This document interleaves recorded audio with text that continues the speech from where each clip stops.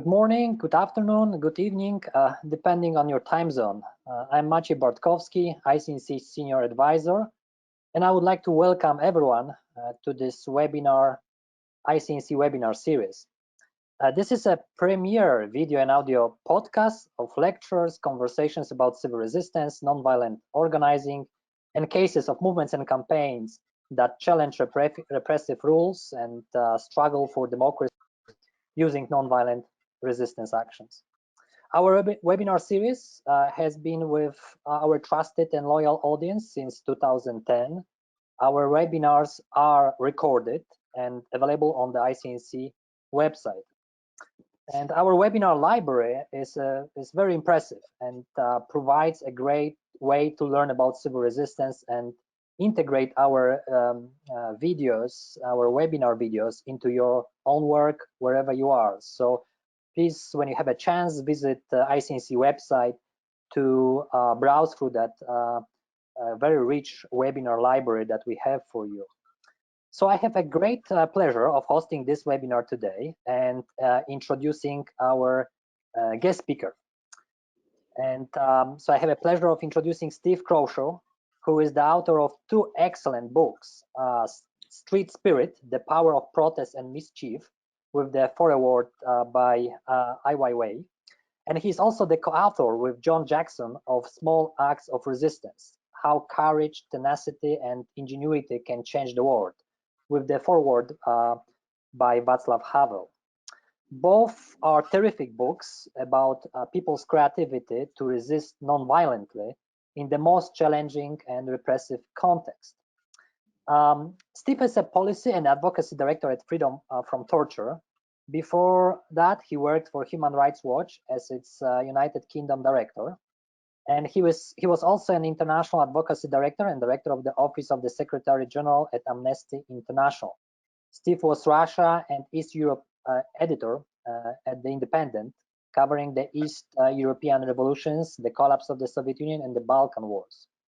In his younger years, he studied Russian and German, including a year in St. Petersburg, or what was that time Leningrad, and lived in Poland, my native country, during the communist era, where he witnessed the rise of the Solidarity movement. I think this is a great biography, and very suitable for what Steve will be talking with us today. The title of his presentation, as you can see, is How People Fight and Win with Humor, Lessons of Creative Resistance from Belarus, Other Tyrannies, and Failing Democracies.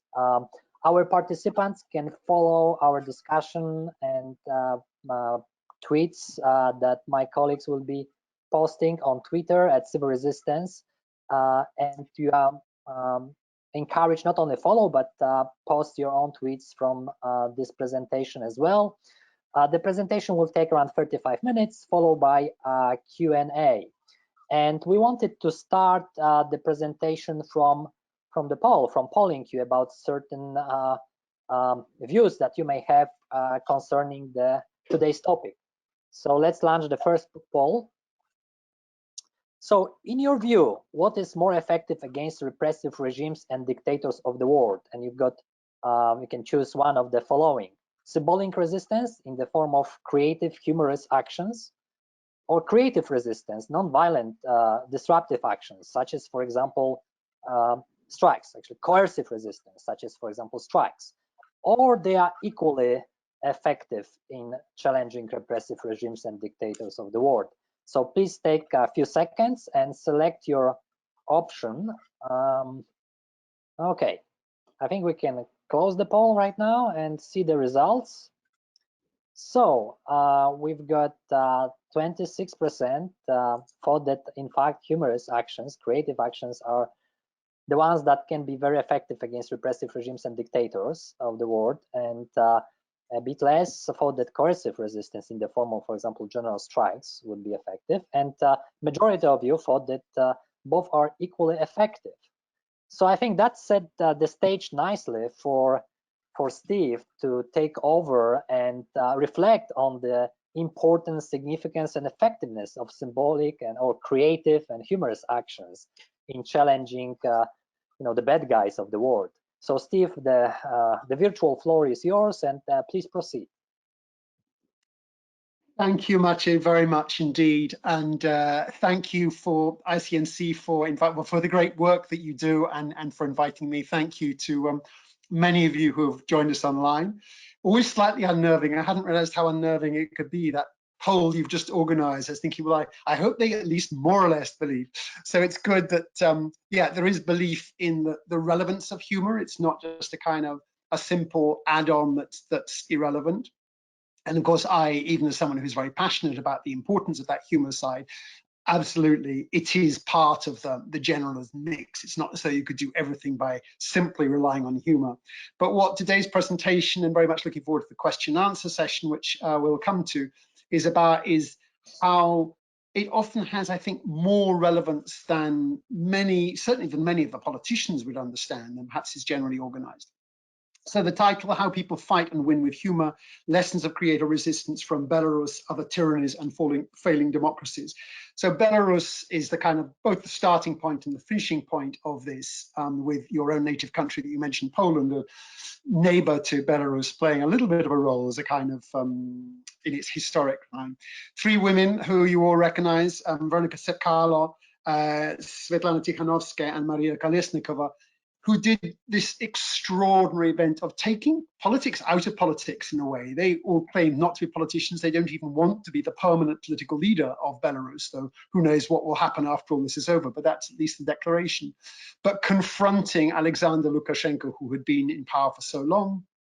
He, of course, declared that he had won a stonking victory, which was absurd and untrue, 80% to 10%. In fact, all the credible evidence showed it was the opposite, that the opposition had gained the victory. That stolen victory resulted in what we've all seen in the past 4 months, horrific violence carried out repeatedly, day after day, week after week by the authorities. And at the same time, overwhelmingly peaceful protests by others saying, do not do this, let us go forward to normality, let us have the election results as they were and move forward. When I first started thinking about these themes, I don't think I imagined that there might be parallels on the other side of the Atlantic with a president who is clearly voted out of office and is determined to stay in. But at least we don't have at least the institutions in America are strong. In Belarus, of course, the institutions line up behind the president, now widely regarded worldwide as the illegitimate. So what do you do if you have the regime standing strong and refusing to change? Yes, you have the mass protests, you have various things going on, but crucially, throughout that, it's not just a serious business. And this is what I find so inspiring, and crucially, Belarusians themselves find inspiring. This is one of the reasons why the energy, the extraordinary energy we've seen is still there. Here, people dressed up in stilts, in circus uniforms. You can see the smiles on people's faces as they're doing it in the red, white, and red, with the white, red, and white colors, which are, of course, banned as the Belarus national flag. Complicated story to that, but broadly, the regime doesn't like this to be seen. And although we see the smiles, although we see the fun, of course, these people are taking huge risks. And that's true so often of humor in so many different contexts. Here we have a tiny little thing on somebody's leg, or flowers are better than bullets, is what that says there. It looks so small, it looks so tiny, it's kind of a slightly jokey kind of illustration. But the same thing applies. You only need to be seen on the metro going to the protest, or coming from, or at any time during, at any point you are seen, you could be arrested simply for having this small little decoration. So it's quirky, it's humorous, but that doesn't stop the dangers that are there. This one I enjoy. I am ashamed to wear a moustache, says this man. Very similar to the kind of style we've seen in Tahrir Square, in Cairo, and other things where you have the ones which kind of allude with an ironic reference to the people in power. In this case, of course, a reference to the fact that Alexander Lukashenko, whose moustache can be seen on the man's placard, he himself famously has a moustache, and kind of a mocking there. Coming back here, the red, white, and red colors, you weren't allowed to hang the flag off your balcony, and people would come up and tear the flags down when that was happening. So people found all sorts of ways, either underpants with kittens attached, which I like the fact the kittens attached there, or indeed hanging up all sorts of things, be it t-shirts, be it brassieres, be it flower things or anything else. So much humor throughout, and crucially, this doesn't take away from the danger. This is not like the small protests. In some ways, this is just as dangerous as something much less quirky and much less jokey as this. This is nothing new in many ways. It's nothing new in Belarus. It's nothing new in the region. It's nothing new across the world. So starting with Belarus, 9 years ago, I mean, we've had repeated protests throughout, but one of my favorite protests, actually, it was a working title once upon a time for Street Spirit. It was going to be called Illegal Applause, potentially. I love this story of how Belarusians came together and pretended to clap for President Lukashenko. And they would gather in public and applaud.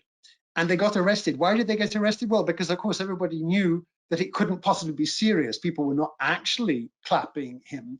And so, although they appeared to be clapping for the president, it was known this was ironic. And that was, as you'll see in the caption there, this is regarded as hooliganism. One of my favorite elements of this particular action was that one of the people who got arrested for, quote, hooliganism for clapping was, in fact, a one-armed person. And so they were pretty broad with their perspectives of who it was, who they could pick up in their arrests. It was a joke in some ways. It was fun. People had laughter while they were doing it. But did this have serious consequences? Absolutely. People were arrested. Did it make immediate change? No, it didn't. But these things rumbled and rumbled and rumbled. And what we're seeing now in the past few months, I think it will be, as we'll come back to a little bit, very difficult to walk back from whatever happens now in the short term, which is still unclear, it must be said. Broadly then, to sum up, Mark Twain, a man who knew a thing or two, the human race has unquestionably got one really effective weapon, laughter. Against the assault of laughter, nothing can stand. Although, of course, Twain's words were not meant in the context of protest, I do think those words are highly relevant for all of us in that context as well. So that brings us onto the question of our second poll, and handing back to you guys in Washington to present some details of our second poll. We see there are 5% voted for fun as a distraction, in fact, as fun not having really a strategic advantage in nonviolent resistance. And 95% voted no, fun is actually necessary, not only sufficient, but necessary in a successful nonviolent revolution. So Steve, you can take us from here and tell us if you agree or disagree, or you have another perspective on the role of fun in successful, effective nonviolent revolution. Very good. Thanks very much. Well, I'll certainly buy 95%. I'm glad for that.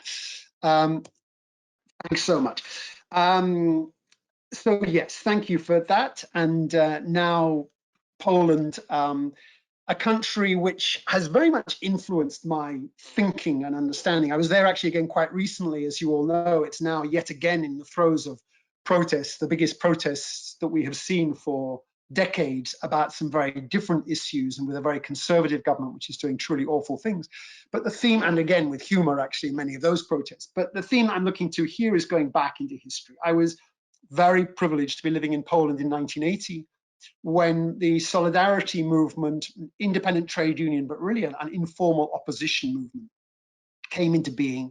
Often forgotten, too much buried by history, to be honest, I would argue. Everyone remembers Mikhail Gorbachev, who was appointed in 1985 as Soviet leader, and it's kind of seen as being, along came Gorbachev and then all the other things happened. That quite forgets that Solidarity, a truly impossible to achieve movement, if you like having an opposition movement in North Korea today. It was really difficult to remember back how impossible it was achieved while Leonid Brezhnev, the man who had sent tanks in left, right, and center, was still the Soviet leader. It was legalized against all of the odds. It was then forbidden. It was then banned in December 81, and tanks went on the streets. Martial law was declared. And commentators worldwide said, yeah, exactly. It was never going to be real. They always had overshot. Those polls were way too, going too far. As we've heard, again, in countries around the world, you have those who sit comfortably in their armchairs and say, well, actually, they've asked for a bit too much there. It was said of the polls as well. The polls didn't see it that way. Many protests continue. What we're looking at here is the culmination of what was called the revolution of the gnomes, where gnomes were painted onto walls in a lovely way that obviously you have political graffiti everywhere around the world. And when you have political graffiti, then the police come along and wipe the graffiti off, or the secret police come and wipe the graffiti off to stop. And you have lots of white splodges all around the towns and cities of the country. That was true in Poland, but on the white splodges, people started painting cute little red-hatted gnomes or dwarfs. And so the gnomes became, under a wonderful kind of almost surreal theater group, really, in a way, but a surreal political group with different political events, the Orange Alternative. So we had this revolution of the gnomes, again, very dangerous. People were being arrested at that time for taking part, but the truth was that this was all part of really important change that was happening.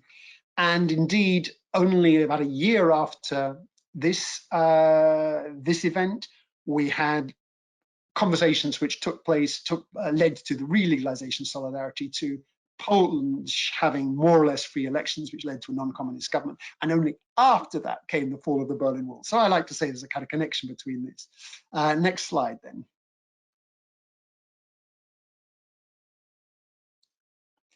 This kind of thing that we're seeing then around the world. This was from Sudan, this one, President al-Bashir, licking your elbows. That's an Arabic phrase which means like, this is unreal, pigs might fly, lick your elbows, said the president to the protesters, you're never going to achieve anything. They produced this kind of jokey event of people seeing if they could lick their elbows or not, as a way of saying we will actually get al-Bashir out of power. And of course, that was exactly what happened. Was eventually, not immediately, because this was a few years ago, but in due course, al-Bashir was overthrown. These people always think that they are eternal, and frankly, they're not. Next slide.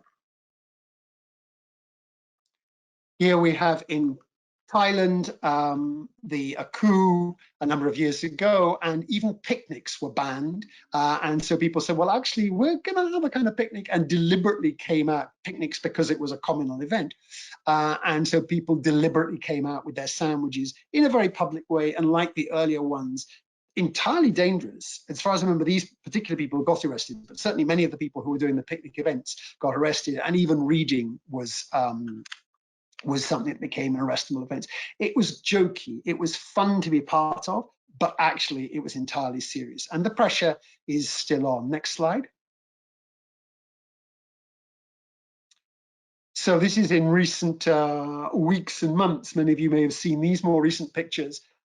Still, the problems of Thailand are still there. They got out the yellow ducks, which have been used elsewhere. Actually, we used in some of the Hong Kong protests in different ways, but used here partly just as the fun of mocking the government, and then began to play a little bit more of a serious role because it protected against the water cannon and the police attacks they were getting. But in a sense, part of it was just the joy of turning up there with the yellow ducks and mocking the government. So one of the things about governments and repressive governments, they never have a sense of humor. So the protesters are already one up, if you like, on the government simply by having the sense of humor. It makes the crowds feel good, and it makes the government feel bad.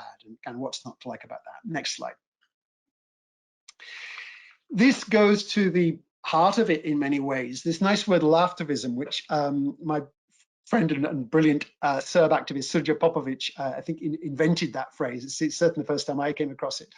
Srđan, who's written a book called Blueprint for Revolution about the work that his group in Serbia, Otpor, did, but also work they've done around the world, describes it in this way. Laughtivism takes your movement beyond mere pranks because it helps to corrode the very mortar that keeps most dictators in place, and that is fear. And I think that really sums things up so much. The image we're looking at is here an Otpor image. The guy who you can see at the bottom right with the target on him is Slobodan Milosevic, the then president. And people were encouraged for like 2 dinars or some ridiculously small amount to come along and pick up the bat and just thump at the barrel. And it was difficult. Did the police ignore it, in which case the ruler is being mocked, or did they actually come and arrest people for merely banging on a big oil barrel? And they were kind of between a rock and a hard place. And that's what the kind of humorous protest does, is creating a situation where the regime is between a rock and a hard place. Next slide. So summing up, here are some of the things. What are the messages that this creative activism and humor in particular, but this kind of creative angle may seem to do? It says we are no longer willing to obey. You want us to be standard doing things. We are coming out doing things which are obviously being disobedient, whether it's what we're hanging out on our balconies or whether it's what we are doing to a barrel on the main shopping street in Belgrade. It's the same idea. We are not afraid. Same kind of thing. Yes, you may well come and attack us for our jokey, quirky things, but we've already bought into that. We know that you do bad things, and we've already bought into them. 2 crucial elements. This is a movement worth joining for the feel-good factor, and it's a movement worth staying with because it's really not boring once you're in there. Srdja Popovic, again, is very good on this, describing how basically it was the cool kids who ended up being part, if you got beaten, that was almost like a badge of pride if you're at school next day. And more generally, that you feel part of the crowd, which is part of making positive change. And many of you now listening either will have been part of that and seeing it somewhere, including in our democracies recently, where we have had far too many reasons to protest in the last couple of years, where being in that crowd feels fun, and the more of the creative acts there are, the more fun it is to be with, and the same point, therefore not boring. Tickling Giants, this is a quote from a movie about Bassem Youssef, an Egyptian comedian, a documentary about his brilliant work. And in a way, it goes to that same thing, is that the tyrants never have a sense of humor. And so you are always getting them at the place which, they can't quite deal with it. You are tickling the giant with your sense of humor. He, she, usually a he, has no sense of humor. And so that, in a sense, is their most vulnerable point. And then most important of all, creating a dilemma for the authoritarian rulers that if they do nothing, that makes people bolder. And if they clamp down, that clampdown can itself backfire and create greater anger. It's what the great Polish writer Ryszard Kapuscinski called the zigzag to the precipice. At a certain point, like you clamp down, people get angry, you stop doing things and people get bolder, and it goes back and forth. And humor and non-violence in general, of course, but especially humor, very hard to crack down on and find a quote excuse for doing it, because you merely send a signal that not only are you intolerant, but you have zero sense of humor, no reason to sympathize. And takes us to our next slide, please. My absolute hero, Václav Havel, who, as Maciej mentioned, I was felt very privileged that he wrote the foreword for a book that John Jackson and I wrote some years ago, Small Acts of Resistance.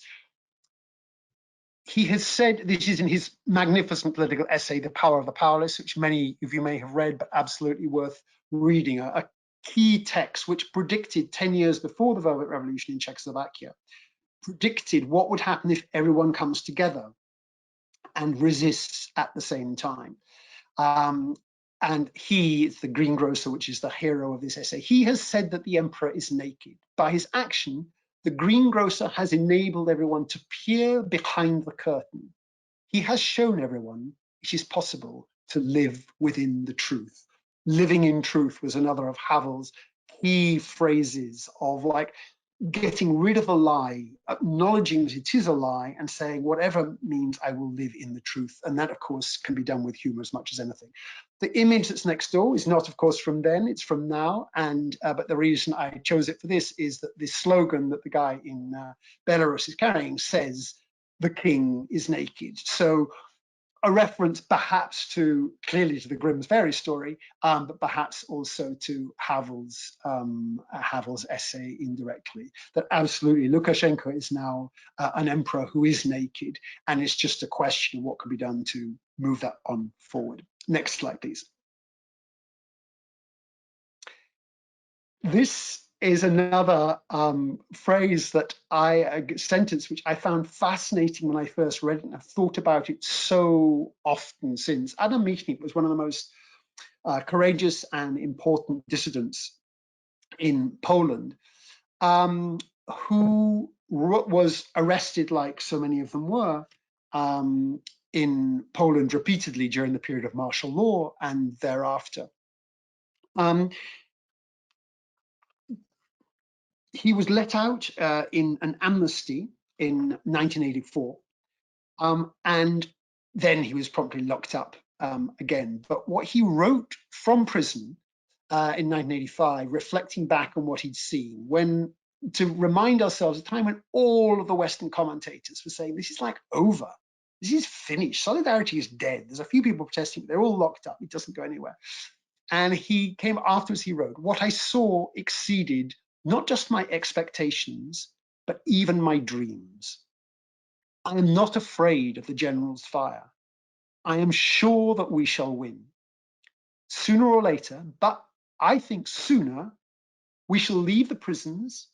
We will come out of the underground onto the bright square of freedom. Really difficult to describe how much many readers around the world reading that at that time might have thought, yeah, this is very admirable, but would have regarded him as really quite a naive dreamer and someone who didn't get it. In fact, of course, he was completely right. This says 1985, but those words were written, again, before Mikhail Gorbachev arrived in power, which was a little bit later that year.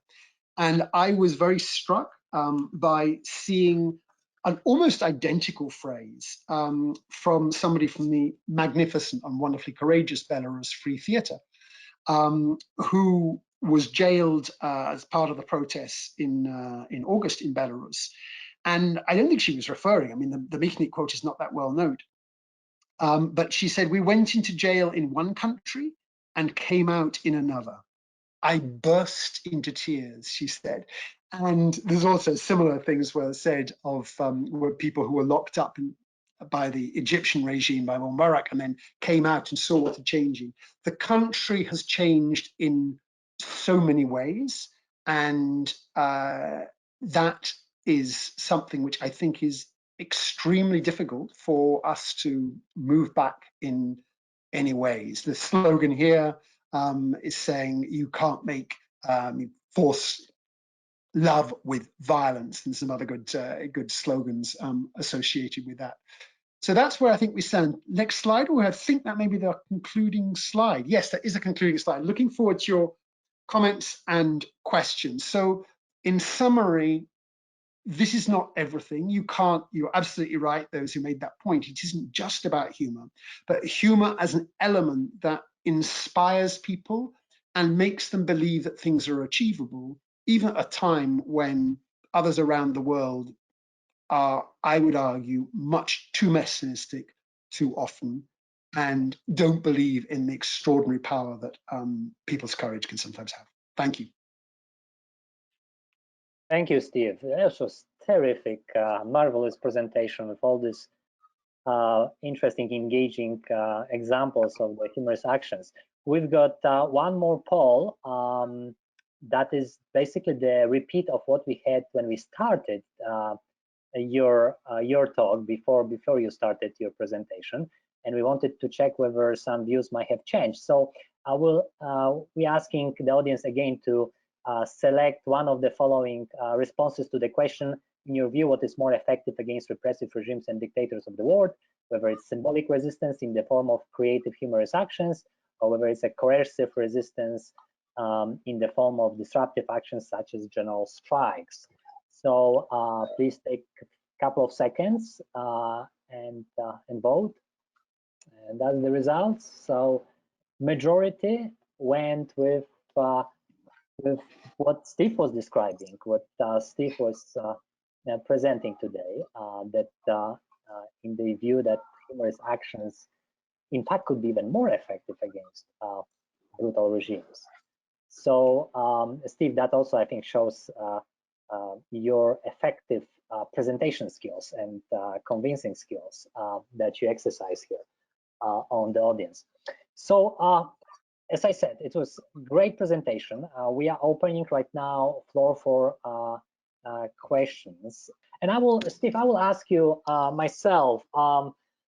First of all, when you were presenting that, your discussion or talk reminded me of a phrase or a statement by one of the former Solidarity members who said that the regime that we faced was ugly and boring. So we had to be funny and beautiful.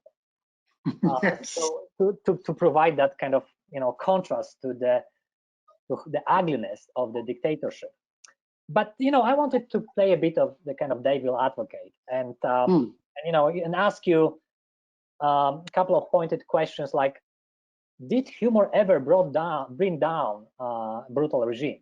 Did jokes ever bring down brutal regime?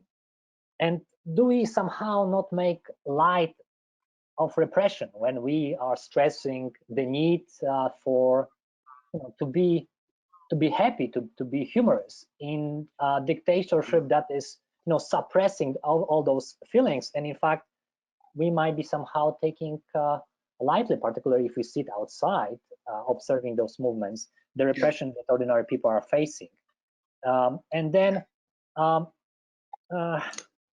can really whether those humor or those kind of humorous actions can really put pressure on the dictator, that, as we know, dictators really fear security defections. They really fear that the apparatus of repression would disintegrate, would leave them. And they really fear probably more coercive actions that would stop the economy. Humor will not stop the economy. Humor will not necessarily bring about security defections. Or maybe you can reflect on some examples that did. So I wonder, to what extent, are we not really overemphasizing the role of humor and not taking lightly of repression, and not really focusing on what can really hurt brutal, ugly regime? Yeah, thank you, and you've given me lots of good questions there, which I'll take. So the first one is the simplest one. Did jokes break down a regime? No, not really. Of course, it's and I wouldn't be arguing that it even that humor did it. So I sometimes jokingly say it was the gnomes that brought down the Berlin Wall, but of course it's something much bigger.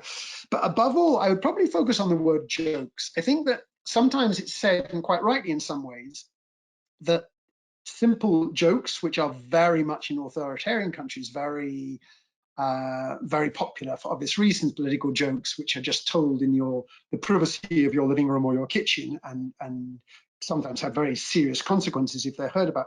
Those are they are sort of resistance, but in a different kind of way. They are a safety valve. The same arguably could be said about the political cabarets, which existed, for example, in East Germany, quite lively. In Poland was very lively. You could argue that there actually did play a role in kind of pushing back. It allowed a little bit of letting off steam, which perhaps made life easier in some ways for the regime. I would argue that's in a very different category from the kind of things I was describing here. And yes, going back to the vote, I'm glad the vote was as strong as it was, and I think that reflects really simply the fact that if you look at the events and what has happened there, you can see that it is a relevant part of the mix. It's not everything, of course, but it has an important part to play in the mix. And I think that jokes in the kitchen, that's one thing that merely lets off steam, but actually doesn't really change very much. But humor which is directed directly against the regime is the most perfect form of nonviolence. Not only is it nonviolent, but it portrays itself as we cannot be a threat to breaking laws, because how can making a joke, doing a jokey action, what legislation anywhere could there be that says this is not allowed? Whereas the more quote unquote serious ones are seen as more threatening and therefore easier to clamp down on. You said that people fear more the apparatus splintering and the economy collapsing. the economy collapsing certainly is a factor, and in other words, that strikes are really important and play important. But it must also be said that strikes actually kind of works both ways, because it's the ordinary people who suffer most when the economy collapses, and kind of logically, in some ways, people just get exhausted when the economy is very difficult, which was certainly the case to some extent in Poland in the 80s and in many other places. Belarus's economy, of course, is in a terrible situation at the moment. I think your question about the apparatus splitting is perhaps the heart of it, because you're absolutely right that is really, and I think actually you, Maciej, yourself have written about this for ICNC recently in the context of Belarus, is that when you have the police breaking off or bits of the military going like, no, I don't like this, or as happened in Belarus, you have senior ambassadors who said, I no longer want any part of this. People who are core establishment, but especially the police, the security establishment. That's incredible. We've seen entire police units in Belarus have just put down their weapons.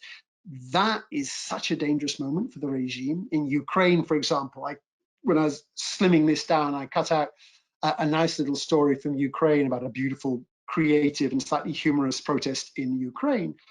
And the argument I made with that one, or the argument I always make with that particular Ukrainian protest, which seems frivolous, but actually it was with police, and the police themselves defecting from the regime was a key moment that ended the rule of Yanukovych a few years ago.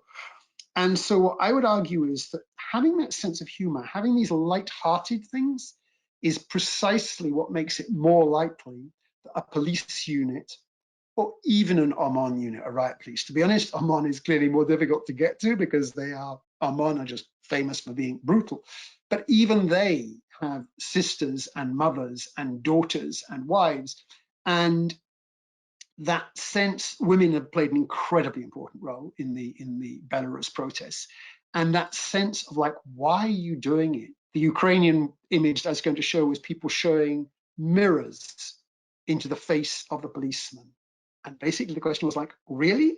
Really? Is this what you want to be part of? And Belarusians, both men and women, have done that very much to the forces. There have been some fisticuffs and that kind of stuff, but overwhelmingly, 99.9%, the violence has been from the forces of repression onto protesters. And they maintain a sense of humor and, of course, and giving flowers out and so on and so forth in impossible circumstances. So, yes, jokes is not everything, and especially jokes not so much as kind of that humor more generally and creative stuff. And yes, absolutely an apparatus, but I would definitely argue that sense of humor is what makes the apparatus crumble. Helps the apparatus crumble.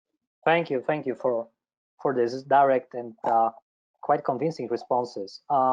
So I see we've got a couple of hands raised, so and a couple of questions written down. So I will call first of all on people that raise their hands, and I will start from Sophia. Sophia, I will unmute you, and I would like to ask you to introduce yourself briefly, and then please ask your question. Sophia.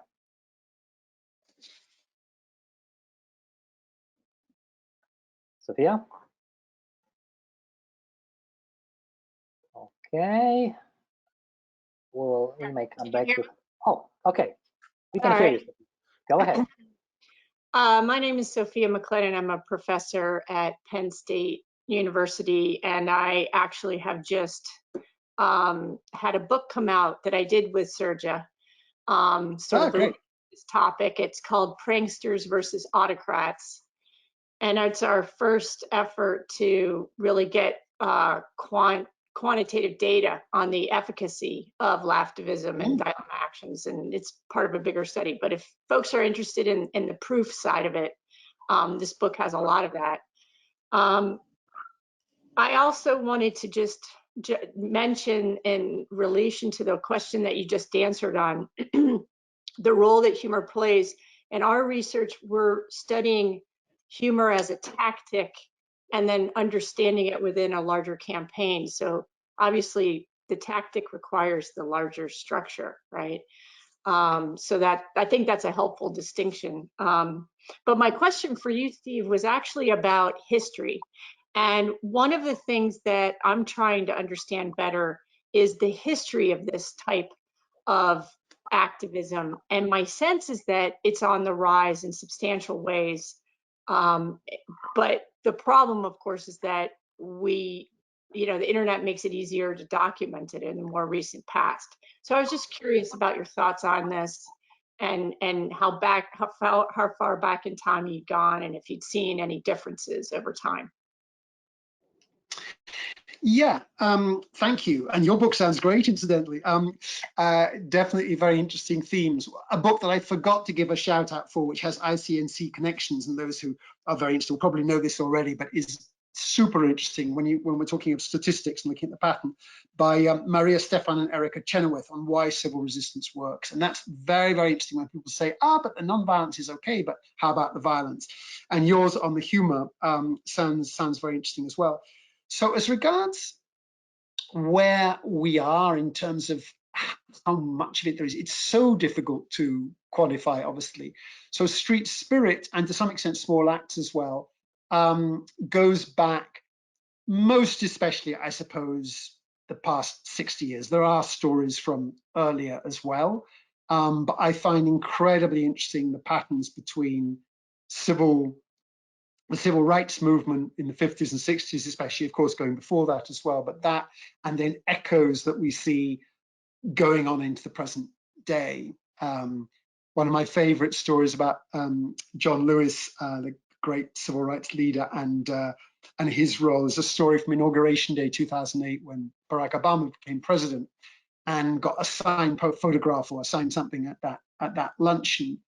And Barack Obama just wrote to John Lewis, "Because of you, John." And I always thought that was such a beautiful, both accurate and such a beautiful tribute, that of course it was true, that it takes half a century for the real actions to see through. And that sense of how protests in one era cast through into protests of a different era, I think is very, very interesting.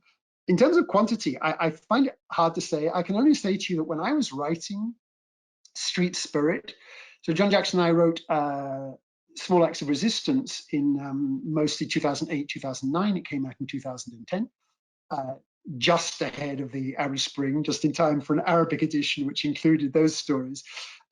Street Spirit, I was writing in 2014, 2015. And I guess every author has this feeling, but I can remember sitting at my desk, writing all these stories up and thinking, is anyone even interested in protest at all? It felt as though it was something that somehow was a bit past history. So there'd been this amazing stuff from the civil rights movement, been the amazing East European revolutions, various other ones. And then there had been the Arab Spring, which of course turned into sometimes called the Arab Winter. So many reasons for pessimism. I would still argue that there are many lessons to learn from the positive sides of the Arab Spring. The fact is that Egypt and other places have gone badly wrong, let alone when the non-violence moved to violence in Syria, and that everything blew up in a way that it's very difficult to imagine how we ever move, or sorry, for a long time to come, move forward positively in Syria. And then when the book was published in early 2017, so we just had US elections and all sorts of other things happening, and it was like, oh, actually, protest is really quite a thing. And both in my country, in Britain, huge protests about what has been happening, which has divided the country so much. Clearly huge protests in the United States, and then around the world, with a lot of people, as you say, it's made in some ways stronger by that we see it so much in live time, and in repressive places, social media mean that we see even the most hidden places, somehow that will get shared out, which was absolutely not the case in olden days. It would be there are rumors that this has happened, but no one exactly knew. So I feel that the fact that so many large protests in America, in Hong Kong, in Sudan, in Iran, in so many different places have very much been in the headlines, I do think that at least to some extent that has an impact of other people in other countries saying, you know what, we have also got things which are really bad, either in our own country or of course on global themes, the environment, for example, seeing much bigger protests on that than we've seen before. So I wouldn't know how to quantify it. If you're doing some quantifying, I look forward to any of the your versions of that. But I do definitely feel that whereas a few years ago it was possible to say that it was in some way a little bit something in the past but not of now, now it's definitely very much a real. And the word clicktivism, which was heard often before, I mean it's still heard of course, but the idea that protest was just, oh, click on your laptop and that's all that matters, and you go off and have your coffee and ignore what's just happened. Of course, clicking and saying I like this and I don't like this and I protest against this is still part of, in some sense, all of our lives. We're all reacting to those things, but it's not like either or. There's absolutely no way that that sense of I click because I hate this has overtaken the real life version of protest. It's been very challenging in a COVID era. It's been kind of quite odd to watch in some ways that places which have had real serious COVID problems have also felt so much anger that they've also had big protests going along in parallel to that, which was interesting to see that even those who were very careful would also say, I do need to be careful, I do need to wear a mask, but this is so important, I must go out on the street for this. Thank you, Steve. Okay, I would like to unmute and ask Katie to ask her question. And let's see, Katie, Katie Beck, you can go ahead and ask your question. Can you hear me now? Yes, we can hear you. Okay, great. Hi. So, Steve, first of all, I wanted to say thank you for having this webinar. It's been really informative. I'm living currently in Warsaw, Poland, which, as you're aware, there's many protests happening right now, many of which are just right outside my street most days. And what I'm really interested in asking you is how we can use humor in these protests without disrespecting faith, because I think a lot of these protests are religious and it's so intertwined with the conservative government that I think humor can be really impactful. But at what point might we be making fun or disrespecting a religious belief? And that's so untouchable and uncomfortable. Yeah, it's very interesting, and you will have a better close-up. So I mentioned very briefly in my presentation, thank you for your nice words on the presentation. I mentioned briefly that I was in Poland a couple of months ago when the big protests started, and even though we were trying very hard to isolate for some very good reasons, I was so interested. I put on the mask and I went out into those protests. And was very interested by what you're describing, which is actually stronger in Poland than elsewhere that I've seen it. I mean, clearly the church is very, very strongly aligned with the very conservative government. The church, which played a really positive role, it must be said, in the East European revolutions, including in Poland back in the day, decades ago. But at the moment, to be honest, quite a repressive force in some ways in terms of the legislation it's backing. So I understand where the anger comes from. But I was struck by the fact that four-letter words and the equivalent of four-letter words were had been absorbed completely into the Polish vocabulary of protest, including against the church. And one of the basic rules of protest, I would say, is do not make unnecessary enemies. In order to create change, you need the largest number of people to go with you. And that's true whether that's in Serbia or in Hong Kong or in America, wherever you are, you kind of want to bring everybody else with you. And in a way that goes to the charm I was describing of humor in particular and nonviolent protest in general. So the Polish protests have been pretty much nonviolent still as well. And they've also been very funny. There've been lots of very, very, very funny and apt slogans and actions and things that have happened there. But I personally, I know it's been an active conversation in Poland. I don't feel close enough at this moment to know where that's going, but I was startled and a bit definitely questioning, thinking, this is not helpful. You should always be thinking of your uncle, your grandmother, your this, that, and the other, who is not yet quite with the protest, but you want them to understand and be sympathetic. And to be honest, abusing a religion, any religion, I think is not necessarily a good way forward. You may have strong views about the religion, but I would argue they're not directly related to the messages that you should be giving about a bad piece of legislation, because that is strictly straight for the government. And being rude about the government, kind of be my guest. I think that's much easier. Even there, I'd be wary about the four-letter words, not because they're, you know, you can personally be comfortable, but again, why put off the large number who might be made uncomfortable by it? I think that kind of misses one of the basic rules of successful protest, I would argue.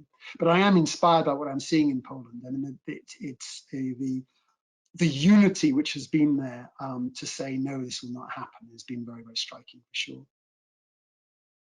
Thank you, Steve. I have also quite strong opinions about the situation in Poland, but I will leave that at this moment to myself. We've got a couple of more questions that I would like to kind of go to before we hit the 1 hour mark. I see the hand raised by my colleague, Steve Chase. So I will unmute him and I will ask him to go ahead with his question. Steve, please go ahead. Thank you, Maciej. And Steve, thank you so much for this presentation. The commentary, but the photos are so inspiring.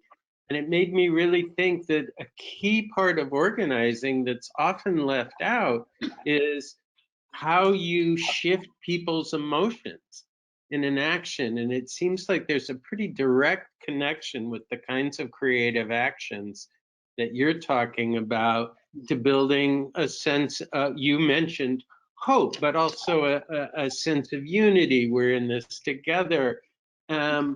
And I also think it probably, because a key finding of the research is that nonviolent discipline within a long-term campaign is one of the factors of success.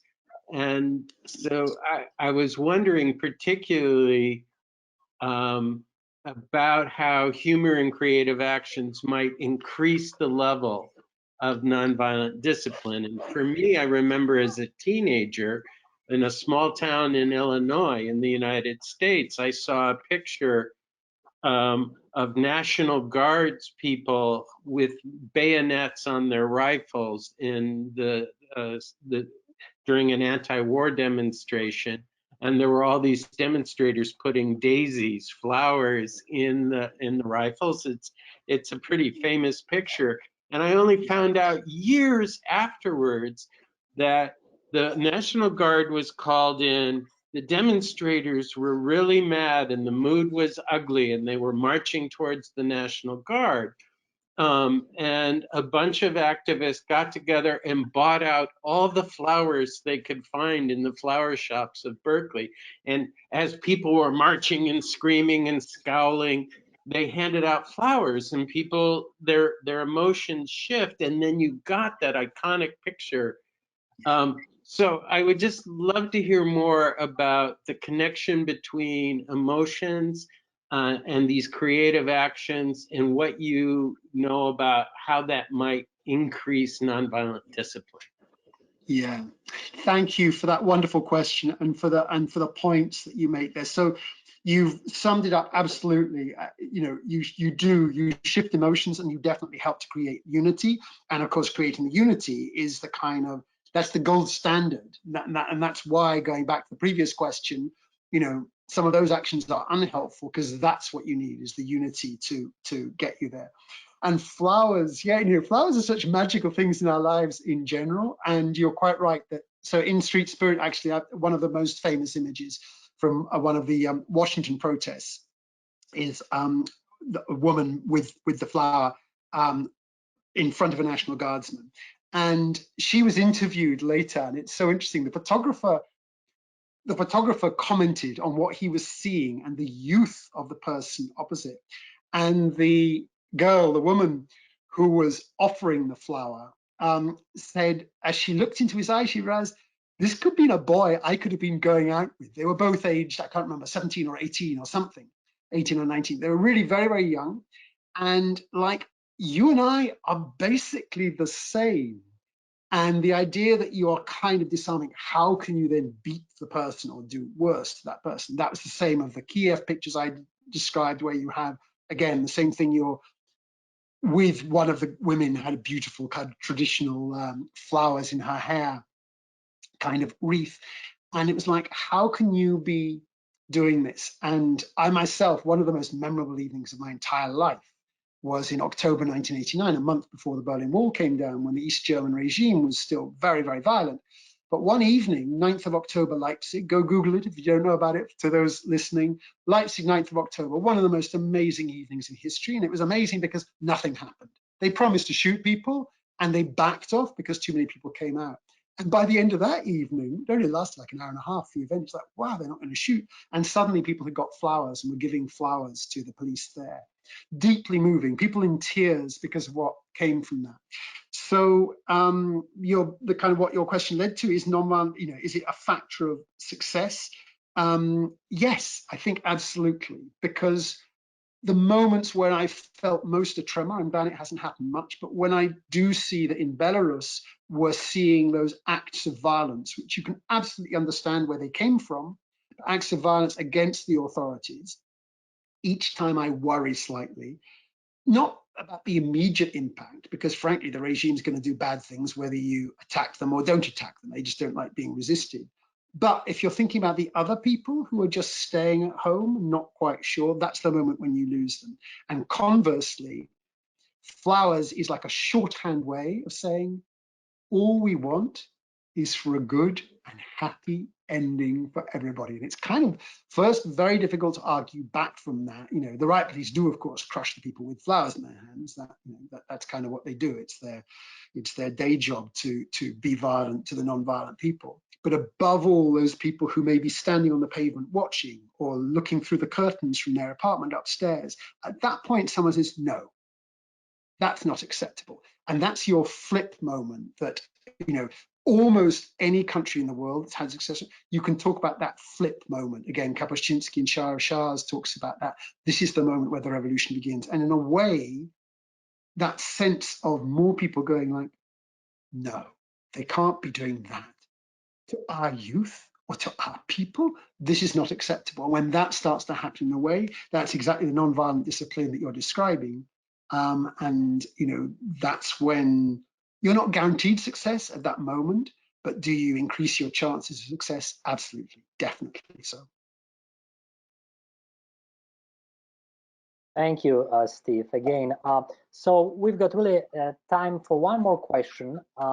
We have received a number, in fact, of questions that were sent to us in written form, but I will unmute one more person and I will conclude with that question from that person, our great webinar with you, Steve. So let me do that. Matt Evans, I would like to ask you to go ahead with your question. I just unmuted you. Matt, go ahead.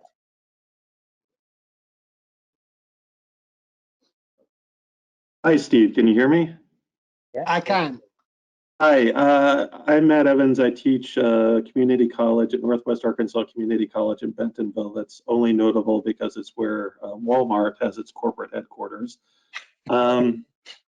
I wanted to ask you and push you on autocratic regimes in terms of the role of humor. That in all of your examples, humor is organic and used by the protesters. But are there examples where humor is part of the pillars of support as institutions of culture to support autocratic or semi-autocratic regimes, and protesters have to struggle to pull those institutions or those people who are humorous, who are part of those pillars of support, away from the repressive government itself? Sorry, am I hearing whether the regime itself uses humor sometimes? Is that what you're saying? So I'm not quite getting that. Because if just to contextualize, I think if I look at all these autocratic regimes, whether we're talking about the Soviet Union or we're talking about Cuba or Poland or whatever, one of the major pillars of support they need are pop culture, media, that are going to support the regime and help sell the regime's message. And within selling that message, it seems like entertainment industry and humor are part of selling that message. And pillars of support are key to the logic of nonviolent resistance itself. Just to build on what Matt is saying, Steve, there is, North Korean dictators, they loved controlling the film industry, local film industry. They even kidnap actors and, film directors from South Korea in order to make movies. So exactly. Go ahead.